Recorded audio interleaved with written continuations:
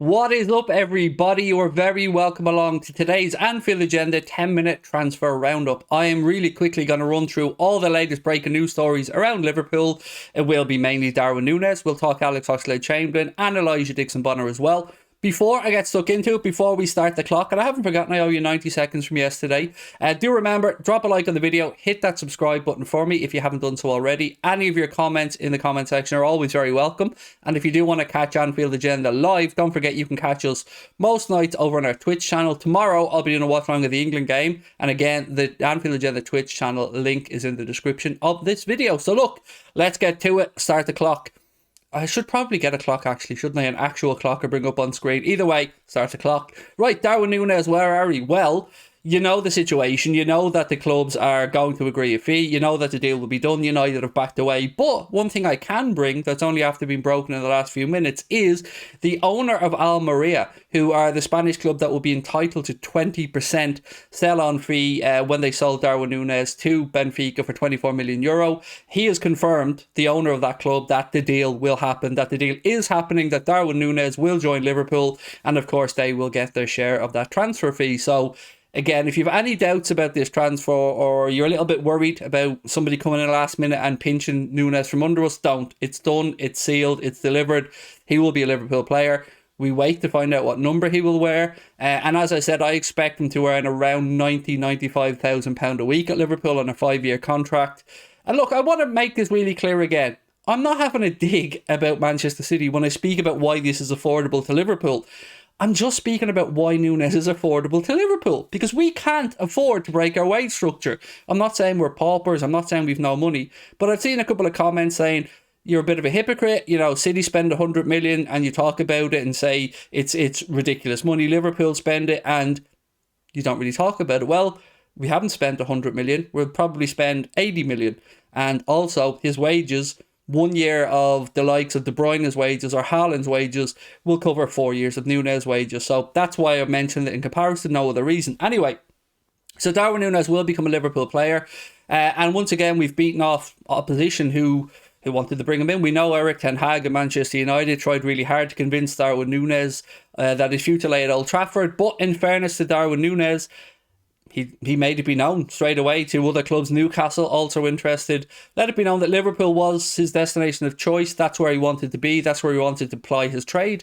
And look, there's no hiding that this is a bit of a risk. I mean, I'm not going to sit here and tell you that Darwin Nunez to Liverpool is as nailed on a success story as Van Dijk was always going to be, or as Alisson was always going to be.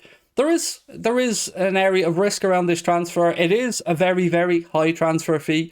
Are we overpaying for him based off what he's achieved in his career so far? Potentially, yeah. I think it's fair to say that we're certainly not getting a bargain on the face of it here, but we are paying for potential. We are paying for somebody who Jurgen Klopp clearly has looked at and thinks he can turn into a superstar. And I think Darwin Nunez understands that as well, which is why he chose to come to Liverpool. But I do have to agree with people who say it's on the steep side of it.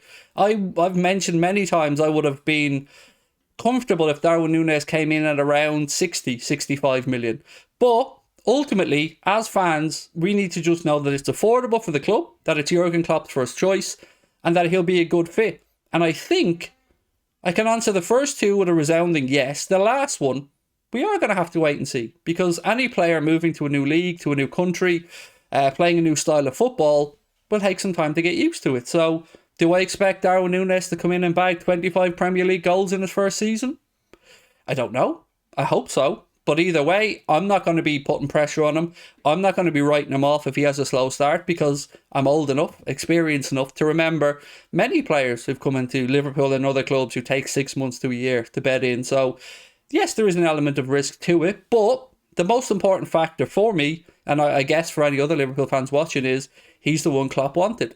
Now, interestingly, I've never really wanted to acknowledge Manchester City as a rival. You know, they've been the most successful club domestically in recent years in the Premier League, and I've always kind of looked at them as this annoyance. But the signing of Darwin Nunez and the signing of Haaland to Manchester City has lit a bit of a fire under it. I'm really excited to see two great managers in Pep and Klopp with two out-and-out strikers in their team. And I'm intrigued to see how the title race goes this season. No doubting, Haaland is the more risk-free option with regards to goals and return, I would say. I think that's fair as a Liverpool fan to look at that and go, great business by Manchester City. Julian Alvarez, I think, will be good as well. But for us, this is our boy. We're going to get behind him. I love a bit of Uruguayan mentality. You know, we got that with Luis Suarez. And I think this lad, I think he'll do all right, you know. I don't want to go over the top, but I think he'll do all right. And as each day goes by, I'm feeling more and more calm about Liverpool investing so much money in a 22-year-old striker who's had one very good season at Benfica. Before that, I think, if I remember looking into his numbers, they were okay. But one very, very good breakthrough season. And Klopp has obviously seen enough. You know, we've extensively monitored Darwin Nunez for the season. Obviously, we've played against them. So, look, put your mind at ease. He will be a Liverpool player. You will get that announcement soon. Don't stress about it. It's all done. We move on to another couple of things. Interestingly, Alex Oxlade-Chamberlain, as per HITC Sport, who is, you know, a very reputable organisation, they have said that Alex Oxlade-Chamberlain is attracting interest from Newcastle, from Aston Villa, but the surprise name here is Manchester United. Now, I've thought about this, and instinctively you think deals from United, Liverpool, they don't happen. You think Gabriel Heinze was probably the last one that Liverpool looked to bring over, and United were having none of it. But I could see why clubs would look at Alex Oxlade-Chamberlain and think he might be worth a punt, because if he's fit, if he's confident, there's a decent player in there. Would it taint his Liverpool legacy if he went to United? Yes, there's no denying that. Even as somebody as likeable as Alex Oxlade-Chamberlain is, it'll be interesting to see where he ends up. I mean, if I was to put my money on the table, Steven Gerrard at Aston Villa would probably be the obvious choice. Newcastle, I can understand why Newcastle were looking at him. Elijah Dixon-Bonner also confirmed that he will be leaving Liverpool Football Club, which, you know, wish him all the best. Lovely post on social media as well. So, yeah, that's happened. Other than that, though, there's not much around Liverpool. We're still waiting for the Calvin Ramsey thing to be announced by both Liverpool and Aberdeen. There is some talk about a sell-on clause, or the amount of a sell-on clause, holding this deal up a little bit. So, again, that might be why we haven't heard the news break yet. I'm still trying to find out what the future lies, or where the future lies, for Queevy and Kelleher. You know, his comments on international duty with Ireland did kind of make us all sit back a little bit and go, oh, is Queevy going to go out on loan next season? Who knows? But the big question and the big trouble I have are two things, and this is what I want to ask you guys for your assistance or your help on. So Paddy mentioned yesterday that he thinks we need to bring in a right winger to put pressure on Mo, to put competition with Mo, and of course to rotate and allow Mo to rest. Now, I have a sneaking suspicion Liverpool will reach an agreement with Mo eventually and he'll sign on. But I want to know, do you think we do need to bring in that right-sided attacker to give competition or rest to Mohamed Salah, or can we look from within the squad, maybe swap Diaz across for a game if Salah needs a rest, or put Jota on the left, or maybe Cade Gordon gets some minutes? I don't know. I'm interested to find out what you guys think. And also, the big area that I think we need to address in this window is midfield. I really, really believe we need to bring in a central midfielder, but I'm wondering, will it be a World Cup year if there just isn't really the options for Klopp available that he would want? You know, no denying we were in for Tchouaméni. Real Madrid look like they've gotten him. Jude Bellingham, no secret. You know, I've been very vocal about the Bellingham stuff. But again, he's not going to move this summer unless something drastic changes, which, you know, I've no indication to believe it will. So after that, you're looking at your Bissoumas, you're looking at your Barellas, and I know people are going to be screaming Gavi at me, but I'm going to repeat what I've said before. Gavi will stay at Barcelona.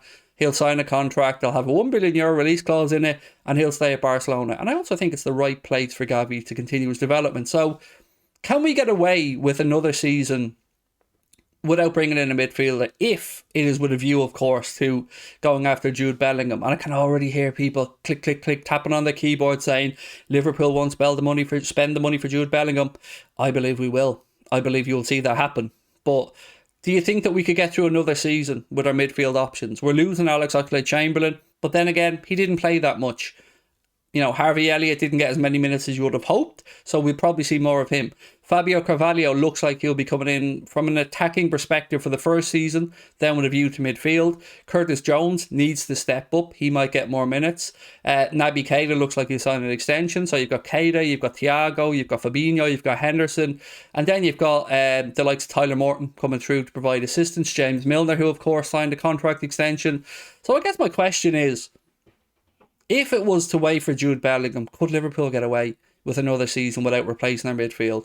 Or one of our midfielders? Let me know in the comment section. And look, I see we've pretty much hit the 10-minute mark now, so I'm going to stop waffling. You will get more information over the weekend around the stuff with Nunez, but don't stress about it. It is just crossing the T's, dotting the I's at this stage, and you'll get that announcement on a fee agreed from Fabrizio or whomever you follow for your transfer news, I'm sure, soon enough. But look, for me, have yourselves a cracking weekend. Please do continue to watch our content here. I hope you do enjoy it. If you want to catch us live, don't forget, come over to the Anfield Agenda Twitch channel. We are live there. We have an exclusive deal signed with Twitch for the upcoming season. And yeah, thank you for your time as always. Have a cracking weekend. Take care.